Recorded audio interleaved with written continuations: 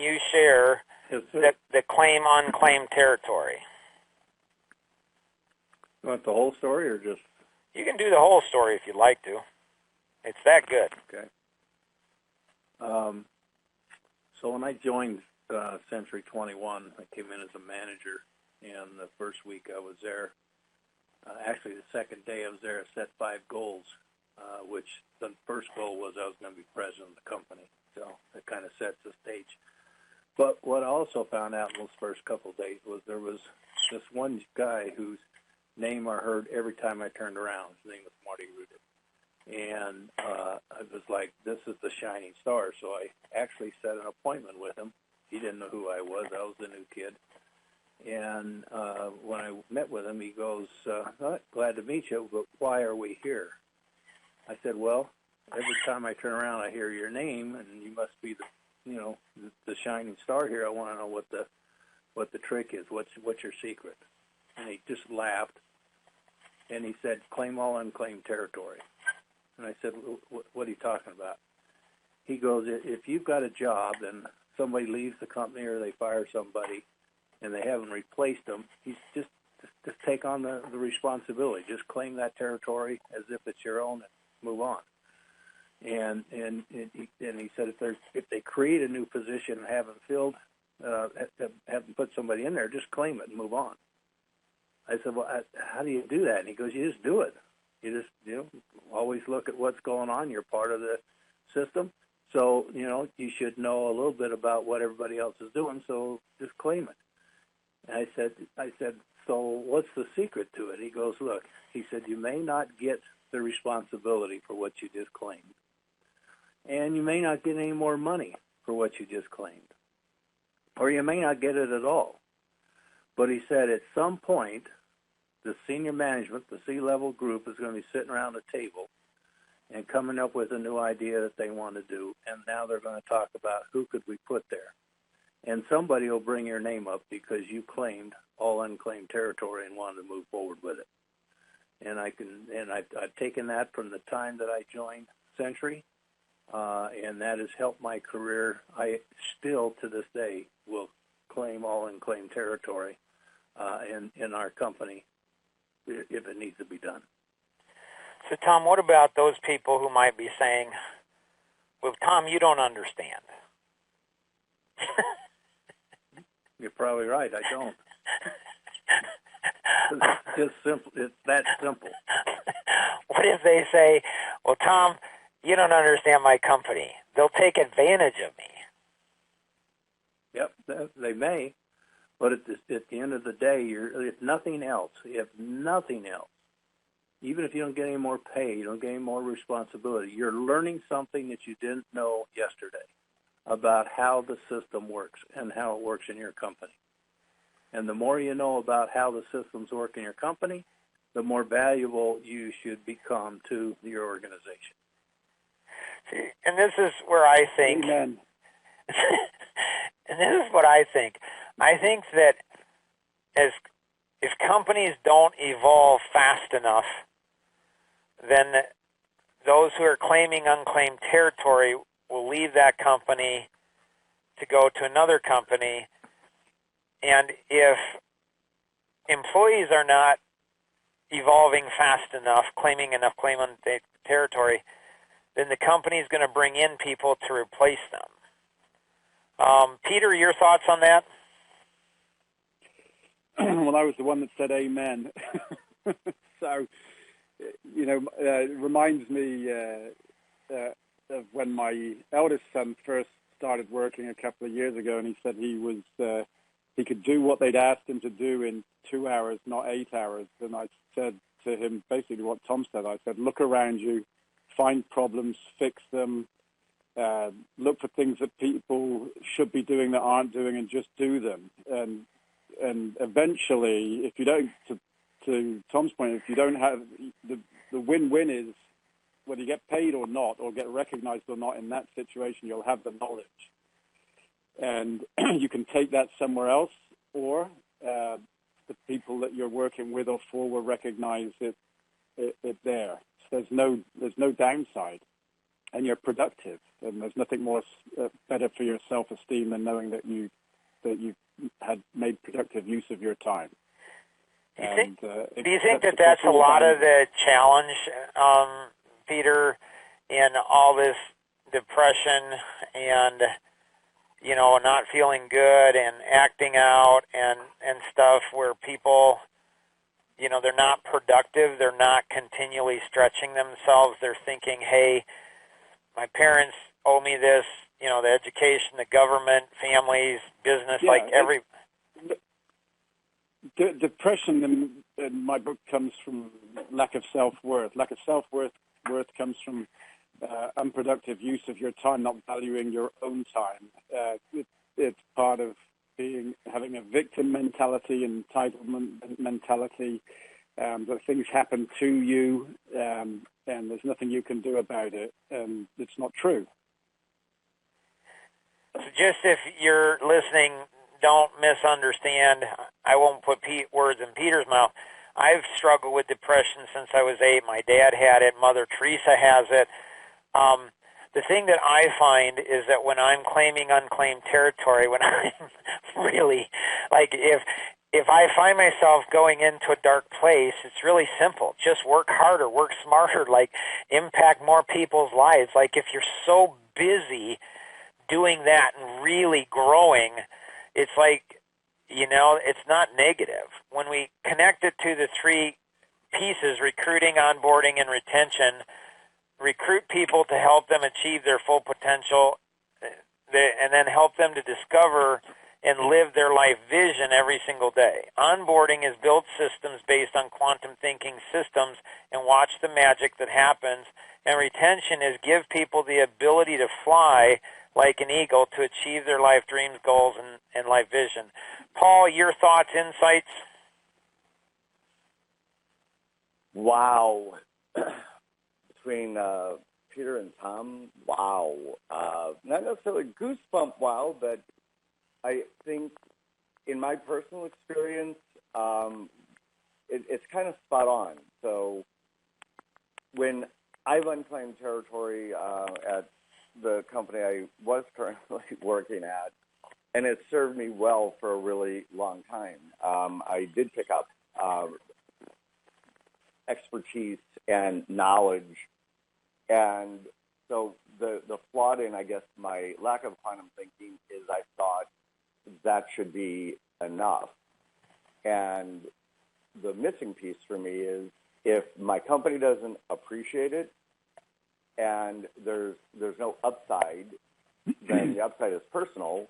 And as I think Tom, you and Peter both said, then move on and take that knowledge base and use it where it's appreciated, self-employed or another company or whatever it might be.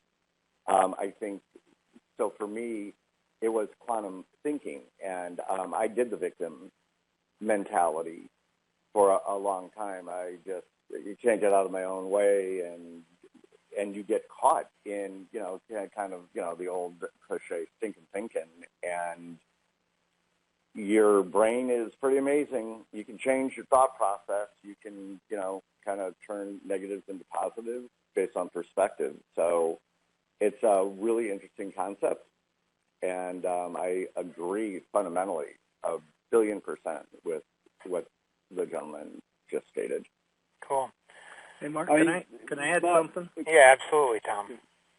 And this is more of an observation, so I'm actually hoping everybody else on the call can voice their opinion on it.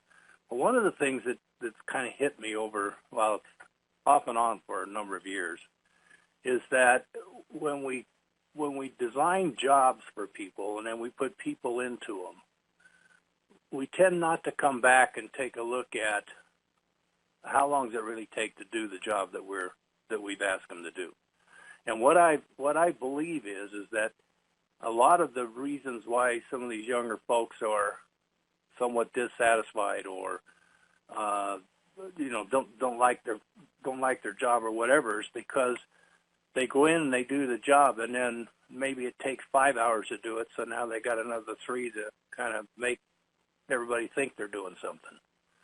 And I could be 100% off, But it seems to me that, at least in the jobs that I've had and the companies that I've worked for, that there tends to be a lot of that. And it's too bad as management, and believe me, the fingers are pointing back at me, we haven't gone back and analyzed what does it take to really do this job. And more importantly, do we have the right person in the job? You know, what's the highest and best use of the people that we have in our organization and place them where that highest and best use is? Nice. Peter, you were going to share? Does that make any sense? It does. Peter, you were going to share? Well,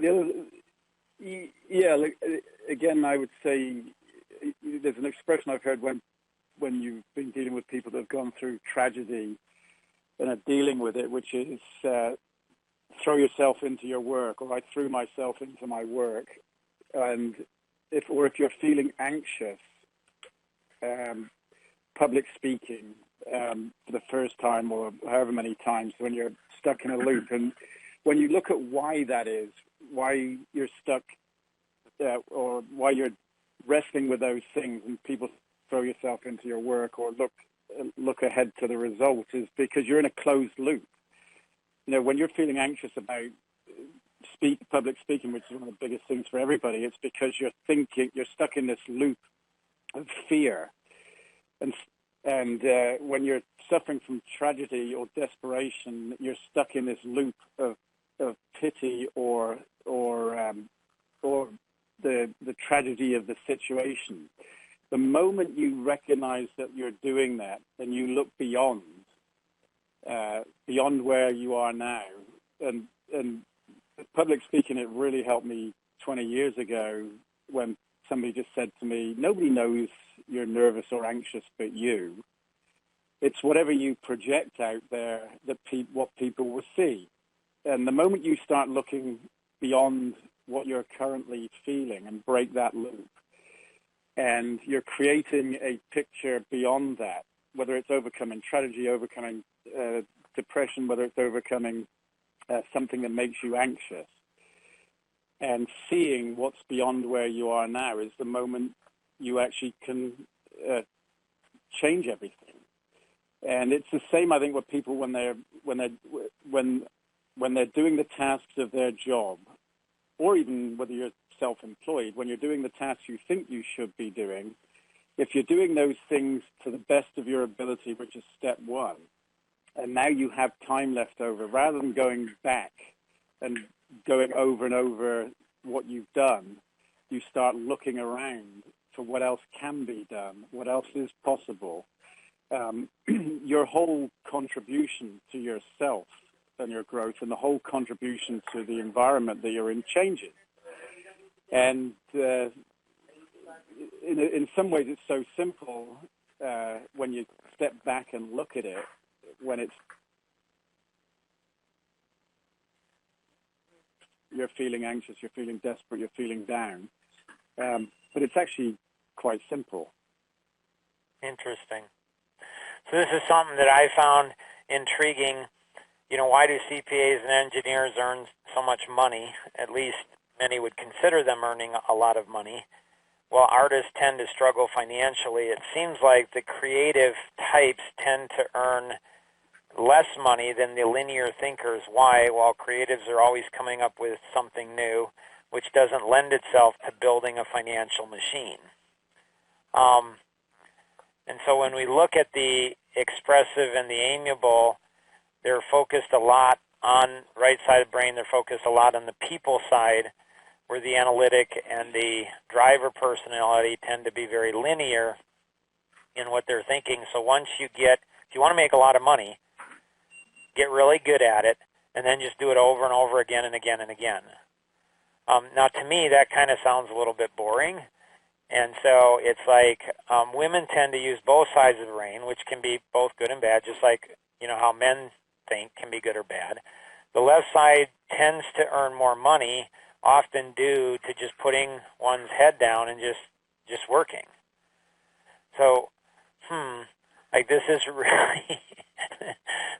really intriguing in how do we go through and apply this to the different aspects.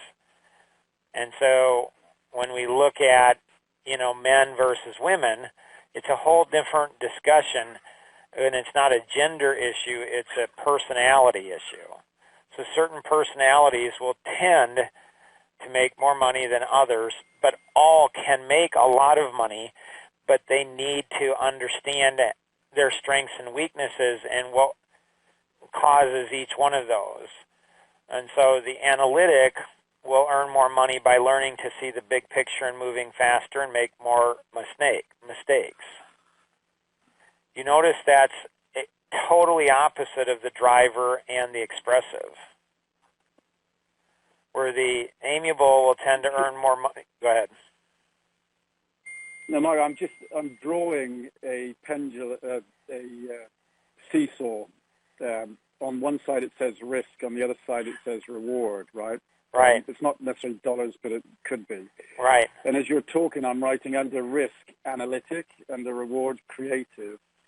And to me, what you're describing is this, when you're in a situation, the creative side of you, when you're thinking about rewards or why should you do something you're not doing, why should you do something tomorrow that you're not doing today?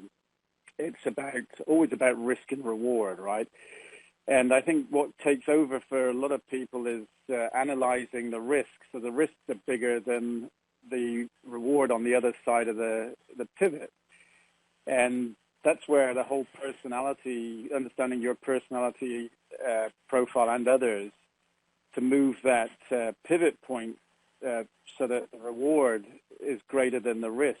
But you kind of have to balance between the analytics and the creative to box the risks and box the rewards, which really don't have so many boundaries. And I think that's why a lot of people don't take that risk of looking for what else they could be doing to learn, contribute, and why some people don't try to do it themselves with their own business, because they pile up the risks and the rewards can't outweigh the risks. It's interesting. Go ahead. It's interesting, Peter, but based on what you've said, I think a lot of people look at and say, well, these are the risks, but they really don't think it through. It might be a place where they put the 5-step thing we went through last time, where they actually identify what are the obstacles, what are those risks that I have to do, and am I willing to give up things to get over them to get there. That would give you a clear picture of exactly what I want to do. What are the obstacles? What do I have to give up to get to them? And I'm willing to do that. See, and this seemed to me as you were talking that it fit in there.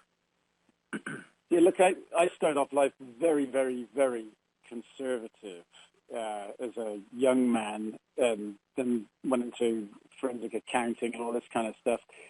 And I never dreamt I'd be investing $30, $40, $50 million at a time into future opportunities, right?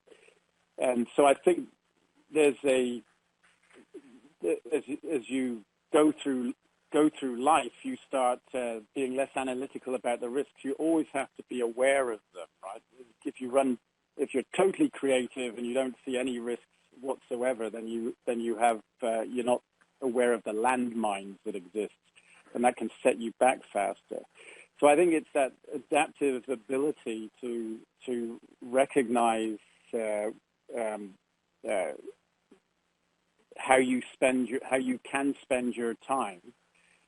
So whether you're in a job and it's what you need to do to perform in that job, then what do you do with the excess time after that? And that then becomes the risk and reward equation. And it's not unsafe. And it's the same when you go into business. It's not that you don't recognize the obstacles. You should recognize the obstacles and the risks along the way, because you may have to deal with them. But if you don't see enough opportunity to learn, to grow, to be more efficient, to be more effective, then you'll never make the move. So I have a question for you guys. 1 to 10, how good would you guys say you are in development of people? How well you develop people? Tom, 1 to 10, how would you say how well you develop people? Probably 6, 7. Peter?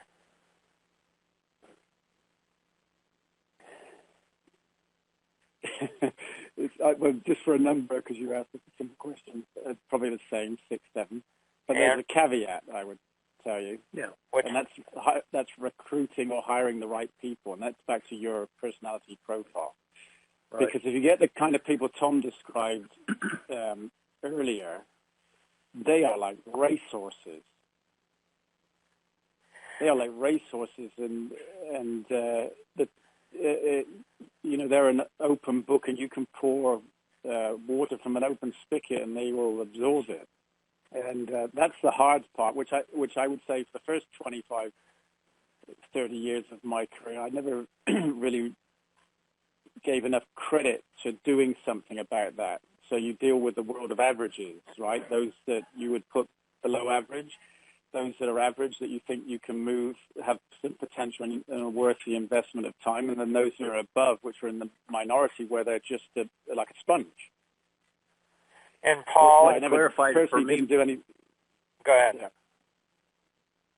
I didn't do enough when I look back. Sorry, go ahead. Sorry. Go ahead, Peter. Yeah, I didn't do enough when I look back to get the right people in the right seats fast enough. It was interesting because what really clarified to me about hiring the right people was, and I don't even know where I got it, but I guess I read it somewhere, when I asked that one question, tell me what's your highest and best use? What are the best talents you have? What would be the perfect job you'd want to have? If they and you can tell if they're honest about it. And if somebody's honest and sits down and answers that question, I found that it gives me a lot of insight as to, is this somebody I want? And if so, where would I put them? And there's been a couple of instances where I may have been hiring for one position, found somebody that I thought fit another position better that's already filled, and had to reshuffle the deck a little bit. So we're going to take a media break here and go into the extended session. Here we go, 5-second break. This is going to be cool.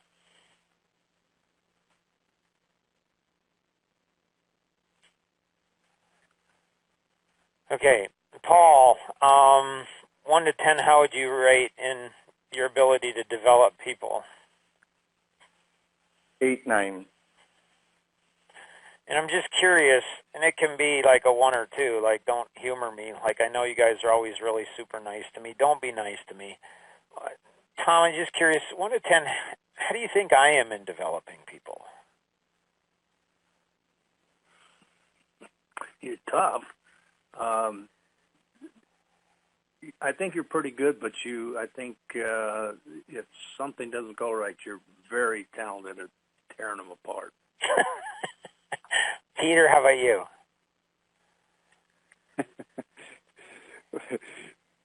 I know you always want a black and white answer from me, but I'd say something.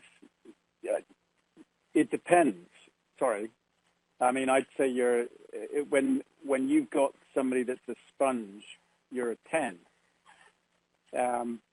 But if you've got somebody that isn't joining the dots fast enough, then you could be a 3 because you leave them behind. And you point out why they're not joining the dots. So everybody's ability to move is at different rates for all the reasons you talked about many times in terms of personality. So I think these things have to be tailored to the rate of somebody's ability to absorb and change and implement, And Paul, what about you? I think C do. Right. From a time and commitment, 10. Bar none. In terms of execution, I would kind of really agree kind of with Peter if they are connecting the dots and move along at that pace, great success. If you don't, I think that you tend to get frustrated. Then what? And that's when you can kind of destroy them. Yeah, then you feel vaporized. and then you're, you know, I don't know if I want to get back up on that horse. That horse was a really bumpy ride. But, you know, the leap of faith is that get back on the horse, and the ride will smooth out, and it's kind of, you know, that whole trust the process. And I think that's really challenging for a lot of people, including me. It took me years and years and years and years to trust the process. And one would argue somebody still doesn't believe that I do trust the process. Hint, but that's my answer. So, but when I say that you destroy them, it's not like you just go out and kill them. It's interesting, at least what I've seen you do, is that when you find somebody that needs to learn more, you start posing questions to them that you know are could set them off. And it's an interesting talent I've never been able to do. And I've seen you do that before, and you're not doing it maliciously. You're doing it to help them try to understand that, you know, you've got a few dumb areas you need to fix. And it's been pretty interesting over the years to watch you do that. So did you guys, Oh, go ahead. Sorry, Mike. Back to the left brain, right brain. Yeah. I just want to make sure that I understand conceptually, because the way you guys are talking about it, it's like everybody has this innate ability to switch quadrants. I mean, and I would argue if you are truly left brain, analytical, science, math, creativity is not going to be your strength, and perhaps neither is an amiable personality. You're hyper-focused on what you do. So am I understanding that that's a self-imposed objection and that you can move around? I mean, I've been, you know, like a lot of you guys, studying this for 30 years. And, you know, I've had people say, you're pipe dream, you're not creative. You can't do this. Of course, challenge accepted, but I'm curious if that's an absolute statement or a generalization. And there is little micro movements in between. You can be a little more creative. You can think a little differently. I think for me, Paul. But I think that. Go ahead, Tom. No, go ahead. For me, Paul, when I switched my personality to an amiable for 2 years, I think that rewired everything in my brain. I then went to the expressive the following year, and it fried my brain. I just couldn't handle it. It's like it did damage to it. It was just it was devastating. And I came back. It took about 5, 6, 7 years to either build the strength, the courage, or, you know, whatever, healing, where I went back after it for 2 years again. So I spent 3 years in the expressive. So the expressive is my, you know, lowest energy naturally. And it actually took one of my executive assistants years ago, probably 12, 13, maybe 15 years ago. And she's the first one that saw the expressive in me. And she thought I was the funniest person. She thought she loved hanging around with me. She just thought I was the coolest person. It was probably 15 years ago, because it was right before I met Tom. And then Tom came into my world, and he thought the same thing that she did. And they both saw something in me that I'd never seen in myself. And that seed kind of gave me hope that I can be anything I need to be to get where I believe I need to go, which is my life vision. Tom, you were going to share something?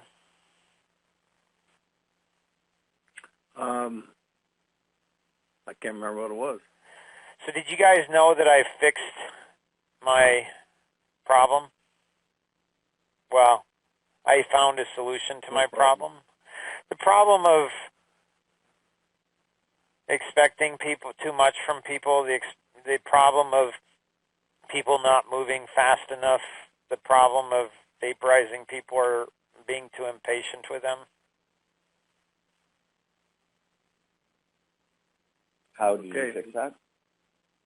Lay it on us. It's EC2, Engineer Clarity Community.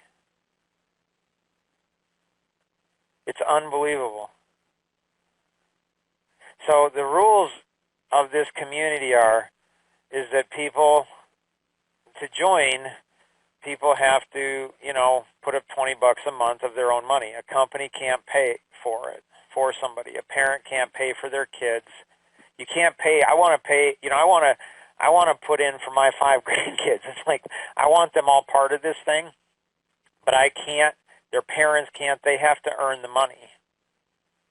And so EC2,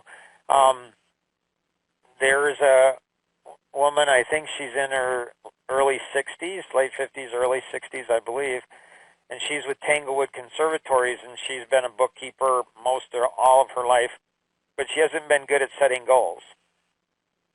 And she joined EC2, I think it was a week ago, and she's growing so much in a week. She's like, I'd put her up there against almost anybody in setting goals, and she understands how to do it in a week. And she's never been able to do it well. It's like, I don't know what it is about the community. I honestly don't. I wish I did. But there's something about it. There's just something about it, the community, that develops people far faster. So rather than me getting impatient or pushing people too hard, or do I push them, don't I? What do I do? I just let EC2 do all of the lifting for me, all the heavy lifting. So I think, Peter and Tom, I think this is what your companies have done. Some might argue successfully. Some might argue big companies don't do it so well. Some would argue they do it. But this is better because it's weird. I mean, it's strange. Like it's hard for me to get my head around. You can pay an employee $50,000 or $100,000 or whatever you pay them, and they won't appreciate it. It's like there's like, well, that's what I deserve. That's what and they won't work that hard for it. And they won't, but it's like they don't expect that much out of themselves. They don't push them. It's weird. It's just weird. And it's getting pronounced, it's worse. Like, it's progressional degeneration. It's like each generation seems to go ahead and get weaker. And more entitled and more entitled and more entitled until there's a war, it seems. And then it brings it back to, wow, we have a lot to be thankful for. War, something, famine, some type of natural disaster, something gets people back to their basis. And so EC2, I'm not having the challenge. I just say, hey, go into EC2. And if somebody won't invest $20 into themselves, well, that's a big indicator to me. I think companies are going to start actually moving to this. And I think a lot of the times that people who shouldn't be hired often are, and people who aren't hired often should be. And I think EC2 it's like the equalizer. Tom, it's like years ago when you and I were working on that Bachelor of Science and then the Master's degree in Entrepreneurialism, and we went to Judson University. Yeah. And they said, yeah, well, we've done research on entrepreneurs, and we've found that, they're looking for integrity, so we're going to teach that. And Tom and I just looked at each other, and we didn't say it, but we both thought the same thing. Listen, if they don't have integrity by the time they get to college, we're pretty sure you're not going to be able to teach it. And what's sad or funny is that they decided not to go with the program, and later on I found out that the main reason they didn't is because the professors wanted to develop the curriculum so they could make more money. And It's like, you're teaching like it's just weird, but it is what it is. So Tom, this is going outside of the educational system and saying, hey, I mean, this will teach things that I don't know that you can learn anywhere else. Like it takes Grandpa Chappelle, it takes my grandpa, it takes Peter's experience and Paul's experience. It takes all of our cumulative experiences from our grandparents, from our parents, from our spouse, from our children, and it somehow brings it together magically, and it's $20 a month for a person. And it somehow fixes people. It somehow awakens people and helps them to see things that they've never seen before ever in their life. And Mark? Yeah. Could you kind of start, or rather end, every session with, we can do more together than we ever could do alone? Is there a natural law behind there? Because EC squared, I think, is kind of embodies that spirit, because you are doing, community is more together, and I've already shared with you in this group, the connecting the dots for me would have taken, I have no idea how long, but because I've been involved in so many different classes and groups where quantum thinking, and the rest of the really cool stuff comes out, it helped connect the dots. So my question is that if it's not a natural law, it should be. I think it's a combination of a number of them. My dad, a pastor, missionary, he had quite a vocabulary, though. And so the company that I've been blessed to own for going on 29 years now is called Synergy Solutions. And when we first came up with the word 29 years ago, it was a really cool word because nobody knew what it meant. Like you'd say, it's synergy, name of your company, Synergy Solutions. They're like, what does synergy mean?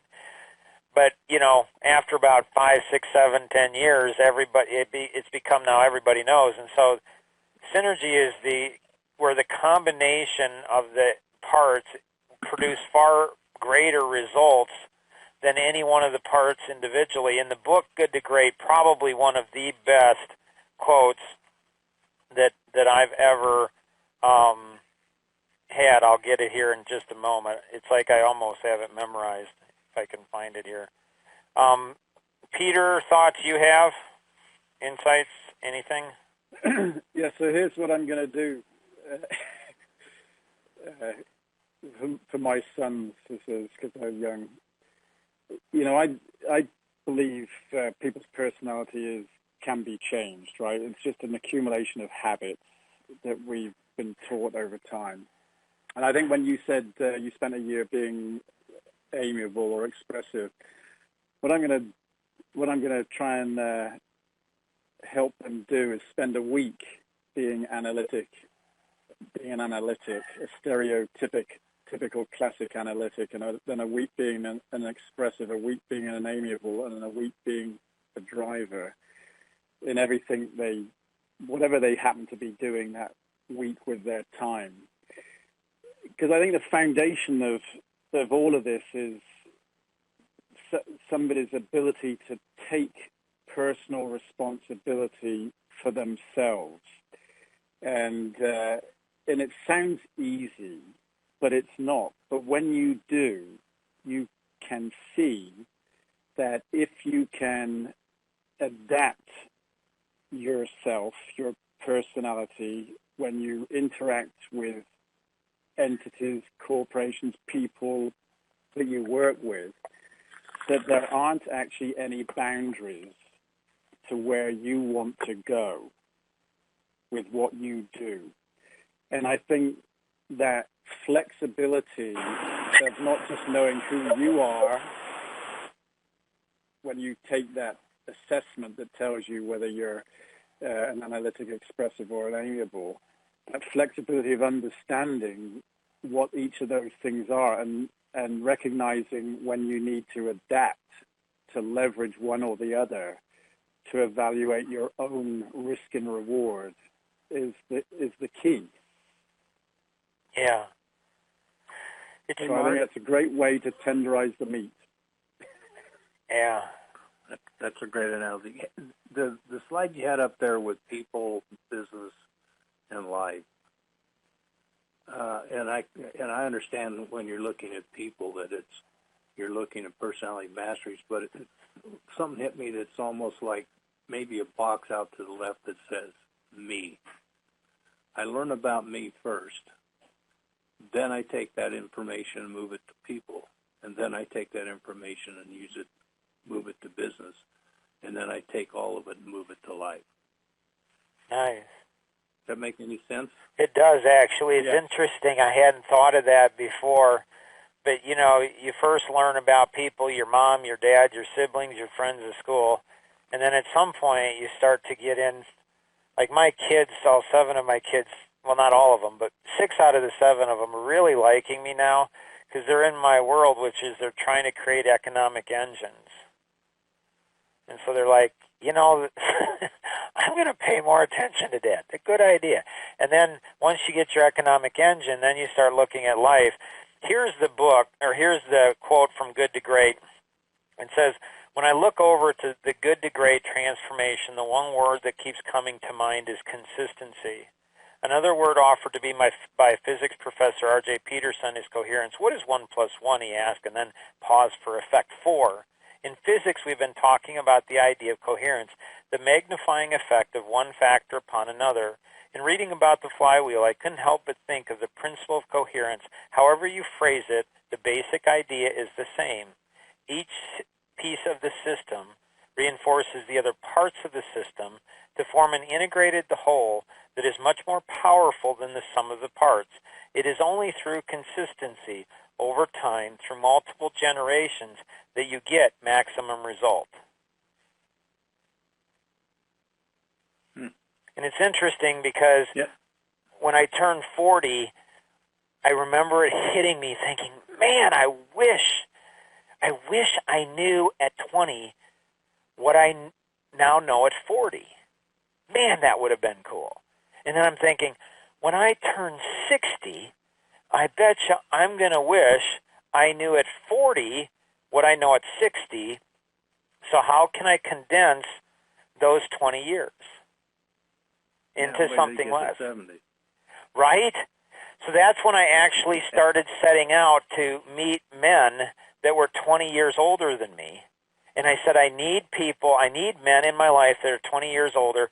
So I'd start asking them, you know, when I was 41, I'm like, okay, I'd find somebody who's 60 and say, so what do you now know that you wished you knew when you were 41?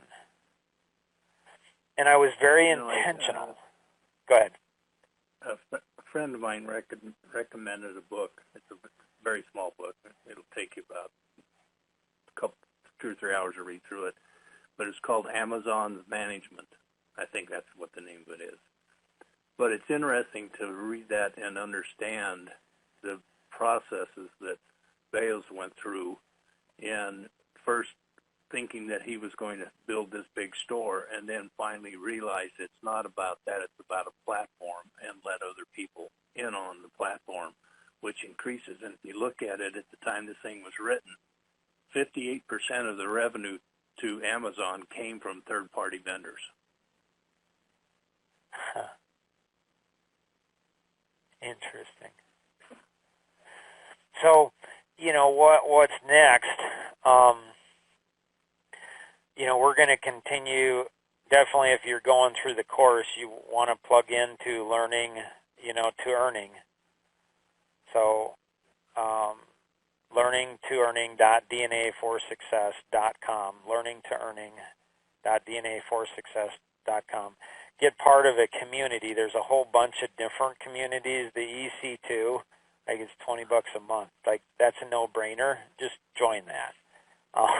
But there's a whole bunch of other communities out there, you know, as well. Do you guys have any other closing comments before we wrap this thing up here? No, I think I'm good other than, you know, Merry Christmas, Happy Holidays to everybody. Thank you. Peter, how about you? No, I got 3 pages of notes. That's 2 more than I usually have. and Merry Christmas. Thank you. And thank you. Yeah, and Paul, how about you? Best course yet.